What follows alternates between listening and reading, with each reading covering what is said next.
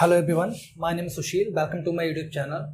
So we have seen composition of the function and what is composition of the function and some properties as far as this composition of the function is concerned. Okay, now we will see some examples based on this composition of the function. We have already done some examples like piecewise function. Now I would like to give you a note as far as this composition of the function is concerned. Okay, so note क्या है देखते हैं. यहाँ पे लिखा हुआ है note. If we know the graph of the function f of x, then the graph of the function f of x will be same as that of graph of f of x. Okay, इसका मतलब क्या है? इसका मतलब जो भी है वो हम इस एग्जाम्पल के अकॉर्डिंग समझेंगे. ठीक है, एग्जाम्पल हमें दिया हुआ है, हमें इस तरह से कोई फंक्शन दिया हुआ है. ठीक है, ये इस तरह से. ओके, ये लाइन का पीस वाइज डिफाइंड फंक्शन है और ये लाइन का हमें ग्राफ का जो इक्वेशन भी दिया हुआ है y इक्वल टू 4x + 12, ये y इक्वल टू -2x है और ये है y equal to 2x - 4. The whole function is of y equal to f of x. Okay, so here the graph of this y equal to f of x is given. Okay, अभी क्या करने वाले हैं, if in the question it is given if f of x is equals to then equals to 2, then find the number of solutions for the above condition. Okay, हमें इस condition के लिए x की वैल्यूज निकालना है, हमें इस condition के लिए सोल्यूशन निकालना है. ठीक है, वो सोल्यूशन कितने हैं हमें यहाँ पे नंबर ऑफ सोल्यूशंस पता करना है, ना कि हमें सोल्यूशन पता करना है. यहाँ पे नोट करने का है नंबर ऑफ सोल्यूशंस. ओके, सो हमें जितने भी नंबर ऑफ सोल्यूशन निकलेंगे हम उन नंबर ऑफ सोल्यूशंस को वही हमारा आंसर होगा. ठीक है, तो ऑप्शंस इसमें बहुत सारे गिवन थे, मैंने ऑप्शंस को हटा दिया, मैंने डायरेक्टली क्वेश्चन को ले लिया है. ठीक है, अभी हम क्या करने वाले हैं, हमें ये लाइन पता है, ये लाइन पता है, ये लाइन पता है. f of x equals to 2, it is given like that. Then what we will do, f of x is equals to 2, it is given like that. I will assume f of x is equals to t. It is another variable. Okay, I am assuming. Okay, then it will become f of t is equals to 2. अभी ये बन गया equals to 2. ये f of t is equals to 2. ये f of x की similar ही तो है, इसी वजह से मैं बोल रहा हूँ कि इसका ग्राफ f of t का ग्राफ और f of x का ग्राफ सेम होगा. अंतर क्या है इसमें वेरिएबल इनपुट t है, that is f of x, उसमें वेरिएबल इनपुट x है. तो इस चीज को ही हमें ध्यान में रखना है और कोई प्रॉब्लम नहीं है. ठीक है, तो ग्राफ तो सेम होने वाला है, तो हम क्या करेंगे, लाइन ड्रॉ करने वाले हैं. f of t is equal to 2 line कैसे ड्रॉ करेंगे, ये 4 लाइन है, this is -2, this is going to B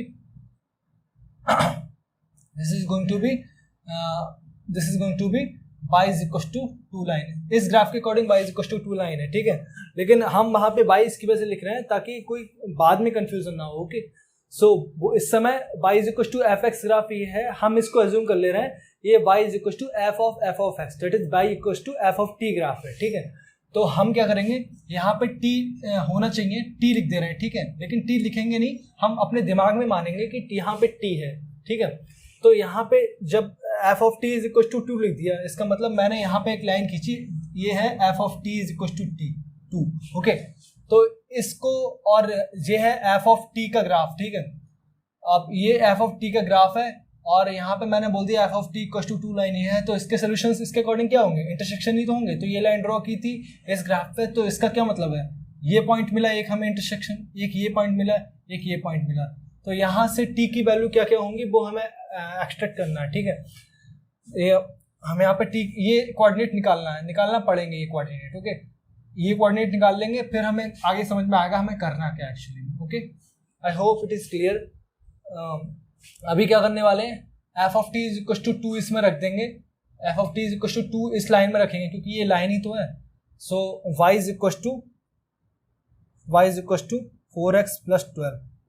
अभी यहाँ पे मैंने 2 रख दिया, ये y की जगह 2 रख दिया, ये y की जगह एक्चुअली में f ऑफ t है. ठीक है, f ऑफ t हमने ग्राफ को बदला नहीं है एक्चुअली में, लेकिन सिर्फ इतना एज्यूम किया है अपने दिमाग में कि ये y is equal to f of t है और ये x की जगह t से रिप्लेस कर दिया हमने. ओके, सो अब क्या करेंगे, 2 रखा तो यहाँ से x का वैल्यू कितना आ गया, 12 - 10 - 5/2. Okay, this is going to -5/2. इसका मतलब क्या है, यहाँ से t का वैल्यू जो आया -5/2, एक सोल्यूशन मिल गया। ये सोल्यूशन हमारा फाइनल सोल्यूशन नहीं है, ये हमारी t की वैल्यूज मिली है, ठीक है। अभी क्या करेंगे, इसी तरह से ये कोऑर्डिनेट निकालेंगे। ये कोऑर्डिनेट कैसे निकालेंगे, y इज इक्वल टू, ये कोऑर्डिनेट निकालेंगे y is equal to -2x है, यहाँ पे 2 रख देंगे, y इसकी जगह 2 रख देंगे। ये में सब y is equal ft equal to 2 है ना, तो यहाँ पे 2 रखेंगे तो x की वैल्यू -1 आ जाएगी। दैट इज यहाँ से t की वैल्यू आगे निकल के आ जाएगी -1। ओके, सो यहाँ this is -1, this is -5/2 and this is, अभी यहाँ पे लिख रहे हैं लेकिन इसका कोई लिखने का मतलब नहीं है, हम यहाँ पे इसकी वजह से लिख रहे हैं ताकि आप लोगों को समझ में आ जाए, ठीक है।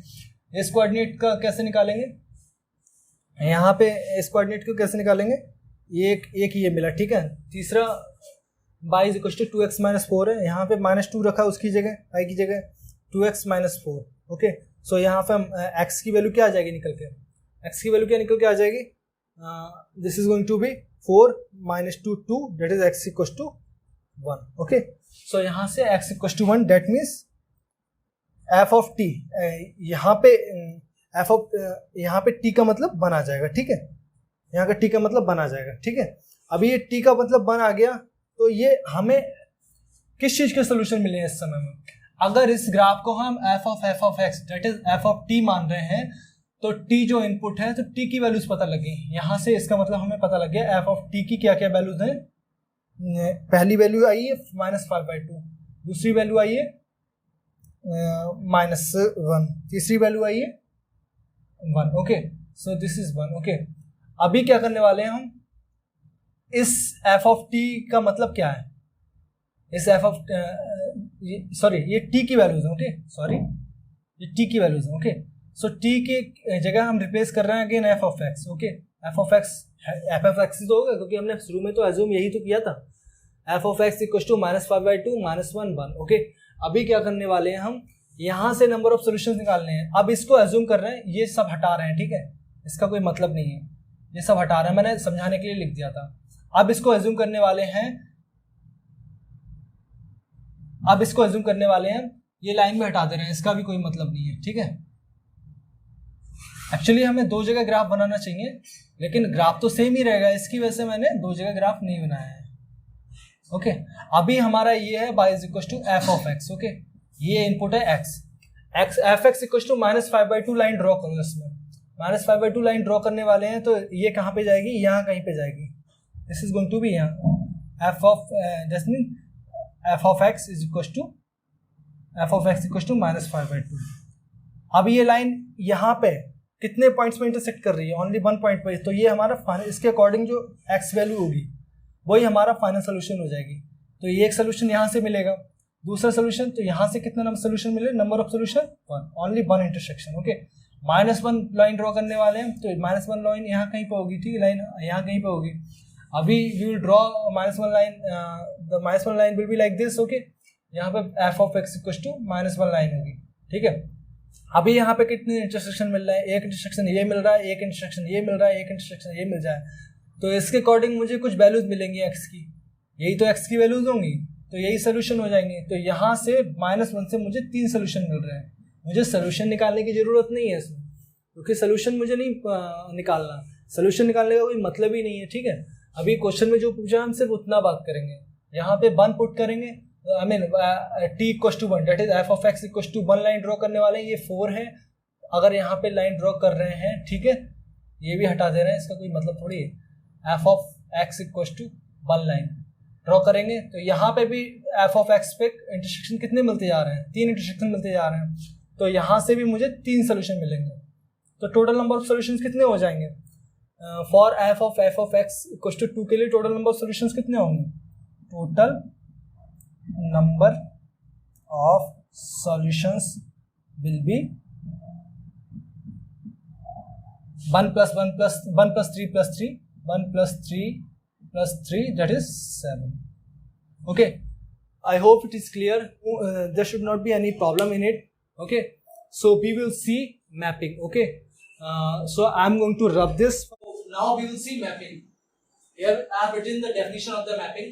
If A and B are two sets and have a relation that joins each and every element of A, यहाँ पे फोकस करने का बात है, हर एक एलिमेंट यहाँ पे ए का ऑक्युपाइड होना चाहिए to the elements of B.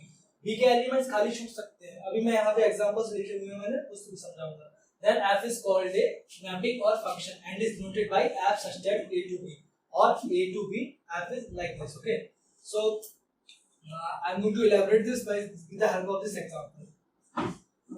So here the set is given like a equals to 1 2 3 4 5. Okay, and this another set b is given like 2 3 4 5 6 7 8 like this. Okay, now what we will do, we are operating this domain on this function. Okay, fx equals to, this is where fx is equals to like this. Okay, this one f of x is equals to x plus 1.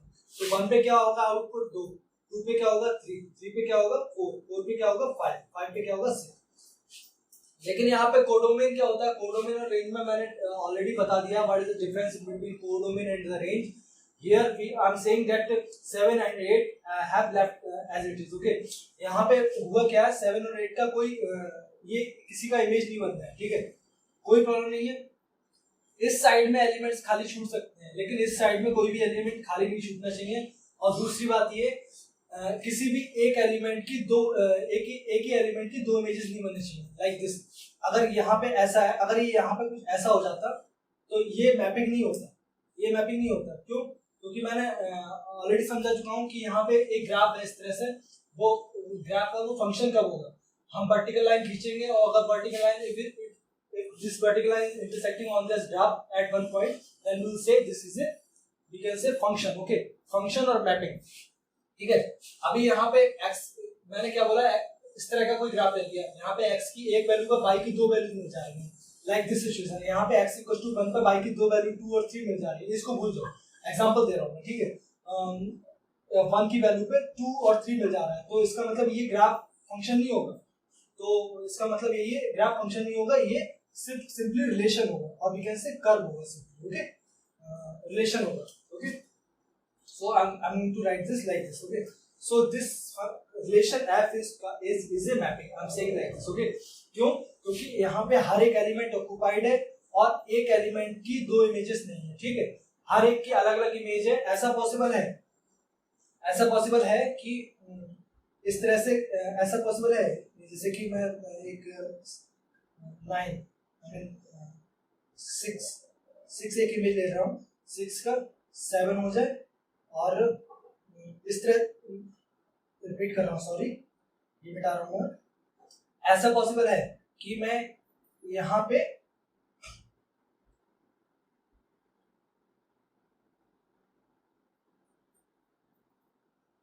ऐसा possible है कि मैं यहाँ पे 6 को इस तरह से, दो इमेजेस की सेम इमेज बन सकती है। Example I am saying like this, this can be equal. Okay, यहाँ पे x की दो वैल्यूज पे y की एक वैल्यू निकल सकती है, यहाँ पे x की दो वैल्यूज पे y की एक वैल्यू निकल सकती है, ऐसे पॉसिबल है। लेकिन x की एक वैल्यू पे y की दो वैल्यू नहीं निकल सकती। अगर ऐसा हो रहा है तो वो फंक्शन ही नहीं होगा like this. Okay, so this is how we can differentiate whether a relation is a function or mapping or not. Okay, so I'm taking one example like this, f such that a to b, where a is b, a is this and b is this, a is domain and this is codomain।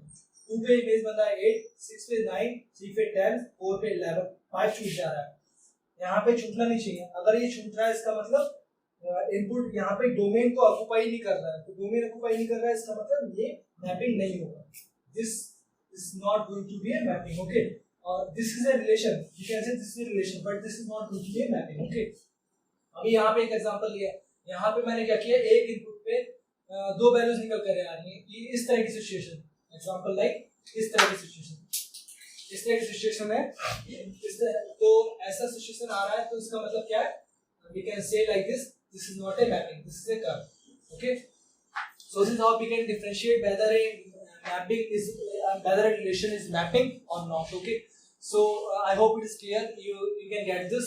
Okay, now I'm saying I want to tell you one thing here, I'm writing like this, f of 1 is equal to 2, okay, f of 2 is equal to 3, f of 3 is equal to 4, f of 4 is equal to 5। okay, similarly like that। okay, इसका मतलब तो यही है। तो इसका मतलब क्या है, इनपुट वैल्यू x पे i की वैल्यू जो निकल के f ऑफ 1 की वैल्यू निकल कर रही है 2। सो जो 1 का इमेज है 2 होगा, ठीक है, 2 का इमेज है 3 होगा। अब ये 2 का प्री इमेज 1 होगा, 3 का प्री इमेज 2 होगा। तो प्री इमेज को कैसे हम डिनोट करते हैं, f inverse of 2 is equal to 1, okay, f inverse of 3 is equal to 2, okay, f inverse of 4 is equal to 3। So 4 का प्री इमेज 3 होगा, 3 का प्री इमेज 2 होगा, 2 का प्री इमेज 1 होगा। इस तरह से प्री इमेज की मतलब डिनोट करते हैं, ठीक है। I hope it is clear, there should not be any problem in it. If you are liking the video, then please do subscribe to my channel and share these videos to your friends so that they can get benefit out of it, okay.